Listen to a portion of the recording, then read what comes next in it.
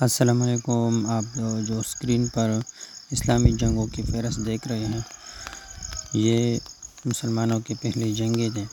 سب سے پہلے جنگ بدر، اس میں مسلمانوں کی تعداد 313، مخالفین کی تعداد 950، اور کمانڈر مسلمانوں کا جو تھا وہ حضرت محمد رسول اللہ خاتم النبیین صلی اللہ علیہ وآلہ وسلم تھا۔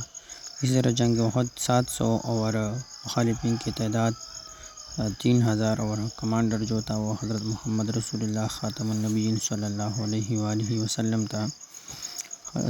جنگ خندق 3000 اور مخالفین کی تعداد 1000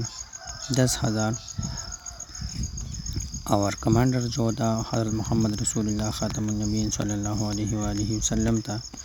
جنگ بنو قریظہ اور جنگ خیبر اور جنگ موتا اور جنگ حنین، ان سب میں بھی کمانڈر حضرت محمد رسول اللہ خاتم النبیین صلی اللہ علیہ وسلم تھا۔ اور جنگ یرموک اور جنگ یمامہ، ان میں کمانڈر جو تھا وہ خالد بن ولید رضی اللہ عنہ تھا، کیونکہ نبی علیہ السلام نے ان کو کمانڈر بنا کر بھیجے ہوئے تھے۔